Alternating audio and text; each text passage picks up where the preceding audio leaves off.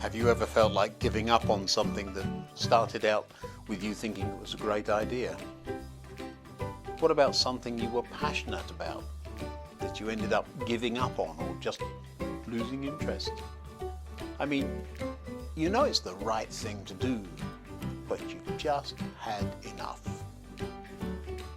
My name is Ian Currey and this is Thinking Out Loud. Come on, let me tell you what I think.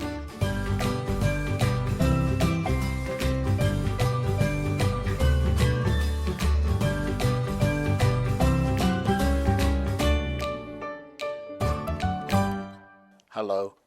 A number of you have noticed the trains in the train room seem to stop in the right place, always run at the right speed, and you've never seen them crash into each other, even though I seem to be doing other things. Well, there's more to that than meets the eye.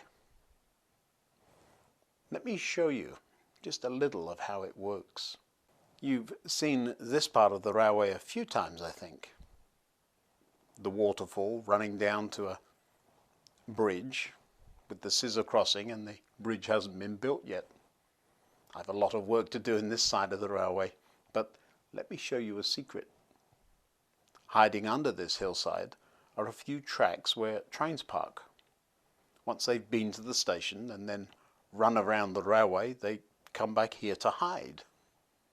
Now the trains are all very different. Some are just a few years old, but the oldest one is something left over from my childhood. Quite how it's still running is a mystery, but it is. Now, getting the computer to stop these trains in exactly the same place every time is hard work. If there were just one train, it would be easy, but there are several that use these same sidings. Anyone who has a model railway will tell you that no matter how much space you have, it's never enough. The sidings are fine, they hold any of the trains, but they only just hold the longest ones if they're in exactly the right place, and that's a problem. If the train stops too far back, when the next track is in use, you hear a crunch from under the hill when two trains collide. Too far forward, and the hill might start moving as locomotives try to get through the narrow tunnel at the same time. Many hours have gone into programming and adjusting of just this one area. I've had to be very patient and resist the urge to give up and run much shorter trains, or on bad days even none at all. Now, toy trains might be frustrating once in a while, but in real life, sticking at something that you know is a good idea or the right thing can be difficult too. The story of Job in the Old Testament has a few key moments along the way that I noticed while reading it again recently. Job is going through an awful time, and just about everything that could go wrong has gone wrong. Job is determined to do the right thing and stick to what he knows will work out for the best in the long run. But even his wife is not so sure about all that. The story in the Bible there records something of a domestic dispute. I wonder who the author was and what they thought as they wrote it all down.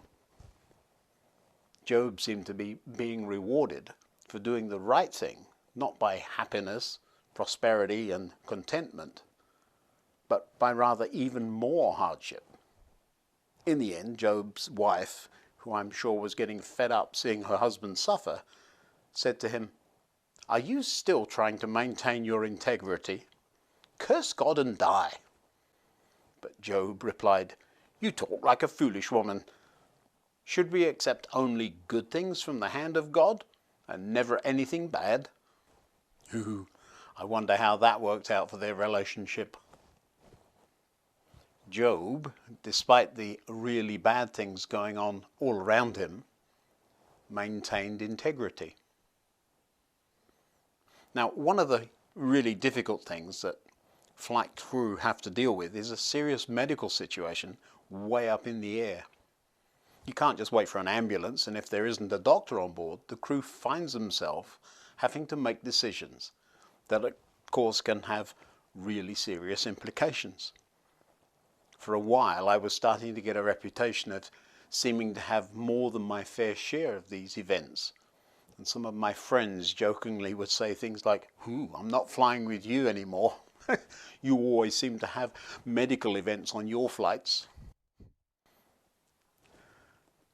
When the crew work well together and do what they are trained to do, usually things turn out just fine. We've done what we were trained to do. We've done exactly what needed to be done. And that's really all we could do. Integrity, sticking with what you know to be right, has several implications. If you stick with it, however difficult, then when you get home after a tough day of flying, you can sleep a whole lot better and not have to lay awake wondering if what you didn't do would have made a big difference. Doing the right thing doesn't always come naturally, though.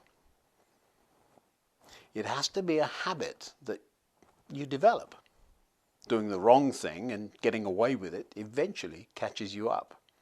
But so what? What if you do get away with things?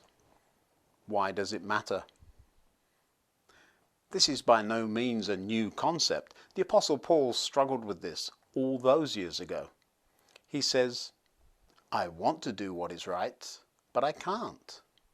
I want to do what is good, but I don't. I don't want to do what is wrong, but I do it anyway. Paul is simply identifying the struggle within all of us. It's often easier to not do the right thing, to go with the flow, to just not get involved. It's a struggle, a learning process. There's more than enough opportunity to do good these days, isn't there?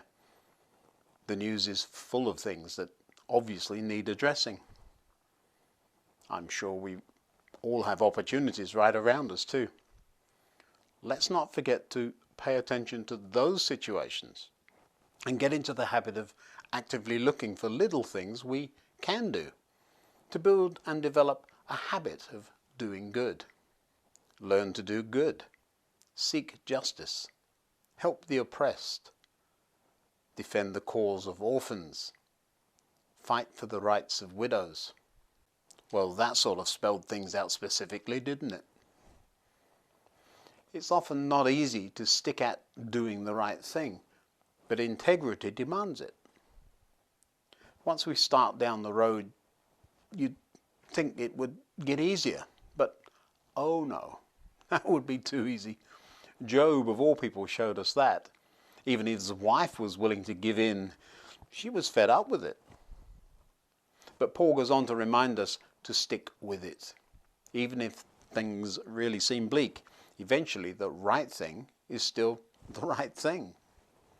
So let's not get tired of doing what is good. At just the right time, we will reap a harvest of blessing if we don't give up. Playing with toy trains might seem to be far removed from the difficult things going on all around us. But at the same time, choosing to learn lessons of persistence and integrity from everyday life is something that can help when the really hard things come along. The trains are now stopping where they should without crashing into each other. But that happened only after perseverance. Sticking with things, especially things that are more important than toy trains, has rewards that are lasting. Until next time, goodbye.